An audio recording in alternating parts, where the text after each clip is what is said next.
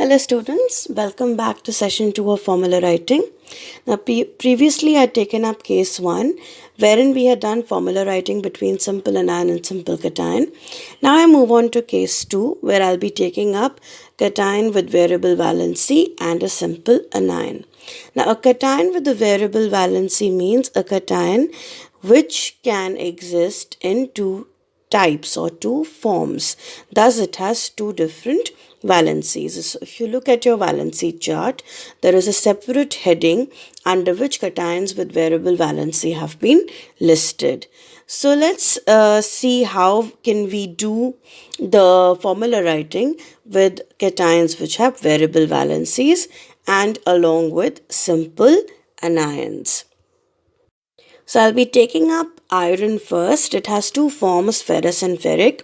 Ferrous has a valency of +2 and ferric has a valency of +3. I have ferrous bromide here. We apply the same rules as we had done in session 1. So we first write the symbol of the cation, then we write the symbol of the anion. The valencies respectively go on the top right corner of their symbols. So Fe has a valency of ferrous has a valency of +2. So +2 goes on the top right corner of Fe, and Br or bromide has a valency of -1. So that goes on top right corner of Br. Now after this, once we've written the symbols and valencies, we interchange the valencies. But once we bring down the numbers, we only bring them down without the sign. We do not bring down the sign, we just bring down the number. So the 1 for Br goes under Fe and the 2 for Fe comes down under Br. And since we don't write 1, so our final formula becomes FeBr2. Capital F, small e, capital B, small r, and the 2 which was under Br is written at the foot of Br in the chemical formula, in the final chemical formula. So we have FeBr2. Next, let's look at cupric sulphide. Now, cupric is a form of copper which basically has a valency of +2. That is why it is called cupric. So, looking at cupric sulphide, again, we have the symbol and the valency, Cu and +2 on top right corner and capital S and -2 on the top right corner of sulphide. Now, we interchange these valencies, but upon interchange, we find that both the numbers are same. So, when the numbers are same, we cancel them out, and as a result, my final formula, chemical formula for cupric sulphide turns out to be CuS, which is capital C, small u and capital S. So you see the formula when both the valencies are same, the numbers when interchanged are cancelled out, and hence no numbers are brought down into the final chemical formula. So it is CuS for cupric sulphide. I will take up another one. Let's take a look at plumbous phosphide. Plumbous is a form of lead. So its symbol is Pb, capital P and small b. So plumbous phosphide, here you have different numbers. That is Pb is +2 and capital P is -3. Now again we interchange the numbers. We do not bring down the signs. So the 3 of phosphide comes down under Pb, that is plumbous, and the 2 of plumbous goes down under capital P. So these numbers are not same. They cannot be cancelled out. Hence, they have to be shown prominently in the chemical formula. So my final chemical formula for plumbous phosphide becomes Pb3P2.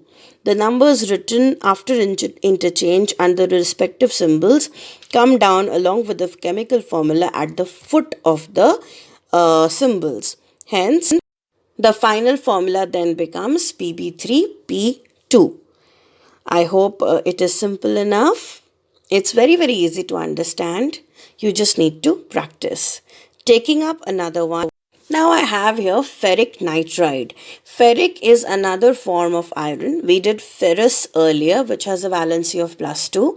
Ferric has the same symbol, only the valency is +3. Now both Fe and nitride, N for nitride, both have their valencies as +3 and -3. So when we interchange the valencies, we bring down the 3 for N under Fe and the 3 for Fe under N. Now these numbers are same, so they get cancelled out. And hence my final formula for ferric nitride is capital F, small e and capital N. There are no numbers shown because they've been cancelled out. Moving on to the next case, here I'll be taking up simple cation with a polyatomic anion. If you look at your valency chart, the last table is of polyatomic anion. These are basically anions, but they are made of different types of atoms from different elements. For example, if you take the hydroxide ion, it's a polyatomic anion. If you look at its symbol, it is capital O, capital H, because the O is from oxygen and the H is from hydrogen. That is why it is a polyatomic anion, because it has different types of atoms coming from different elements which combine together and then form a polyatomic anion. Now these polyatomic anions have to be treated as one unit. You cannot separate them. So let's take up a few examples and see how to do formula writing. So we start with the first one, sodium hydroxide. Now the only catch here is that you follow the same rules as the previous cases. The only thing that you need to do is when you write the symbol for a polyatomic anion, just put it in brackets and write the valency outside the brackets on the top right corner as usual. So we write Na+1 and the hydroxide, the symbol is capital O, capital H, that goes inside a bracket, and its valency -1 is written on top right corner. Again, we do the same thing. We interchange the valencies. So the -1 or the 1 for OH comes under Na and the 1 for Na goes under OH. Now here you have to keep something in mind. Once the numbers are same, they get cancelled out. Hence, my final answer becomes NaOH.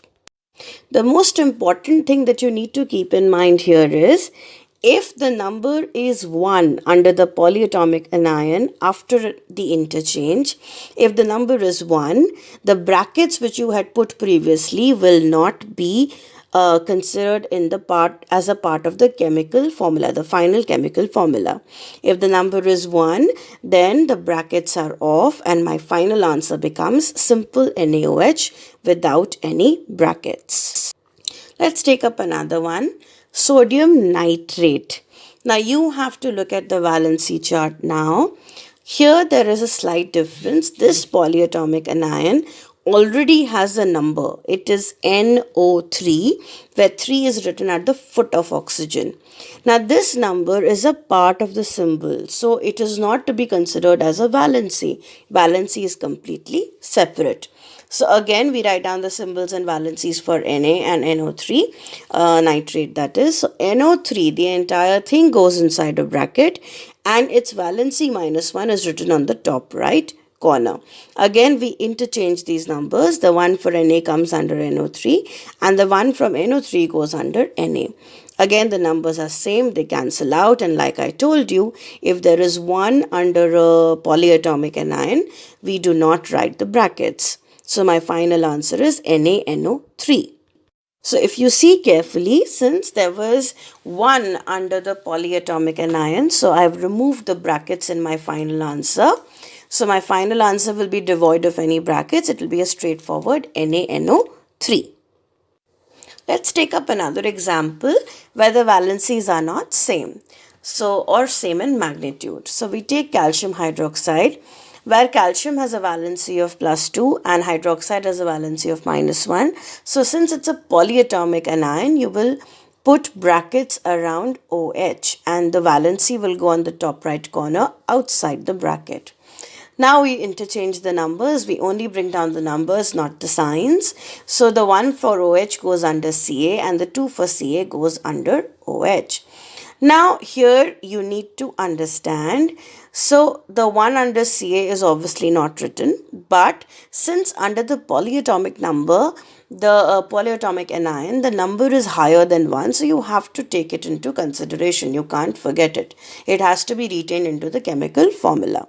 So my final chemical formula would read CaOH whole twice.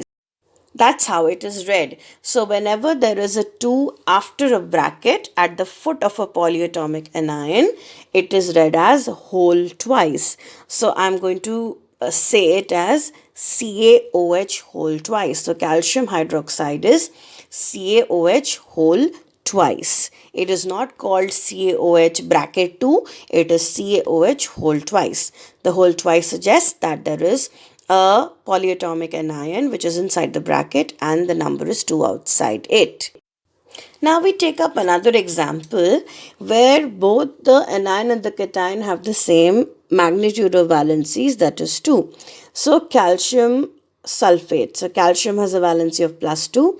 Sulphate is a polyatomic anion. Again, just like we did with nitrate, the SO4, the 4 is a part of the symbol. It is not the valency. So it has to be considered within the symbol. So it has to be within the brackets also. And the -2, which is the valency for sulphate, will go on the top right corner outside the bracket. Now, after writing it like this, we are going to interchange the valencies. So the 2 for sulphate comes down under calcium and the 2 for calcium comes down under sulphate. Now, once you do the interchange of valencies, you see that the numbers are same. There are 2 and 2. So they get cancelled out. And hence, there is no number under sulphate. It's basically 1 now. So we do not write 1 and the brackets are also off. So my final answer becomes CaSO4.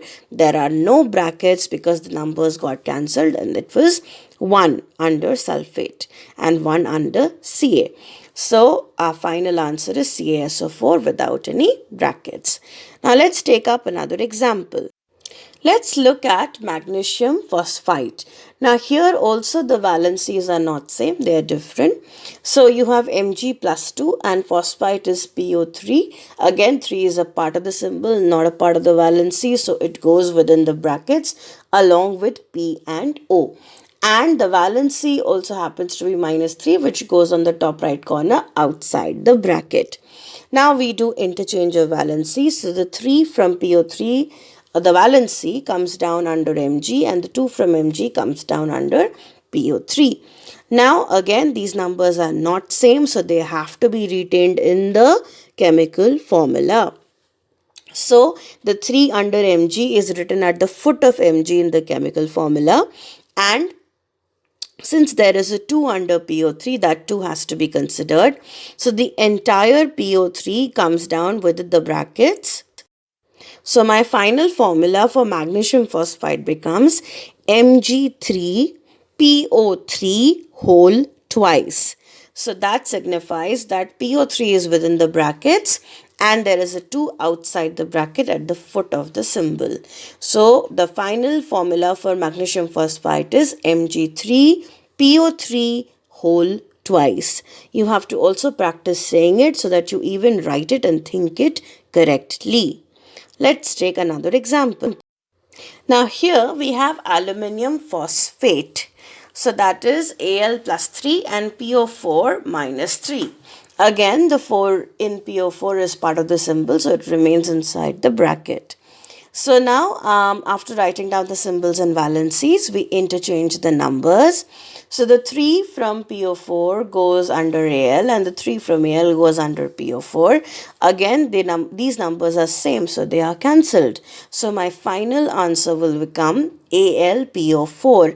Because the numbers are cancelled, so the brackets are off. There will be no brackets retained in the final chemical formula. So it is going to be AlPO4. I hope you've understood both the cases clearly. This brings us to the end of case 2 and 3. I'll be discussing case 4 in the next session. Please keep practicing and enjoy yourself. Have fun.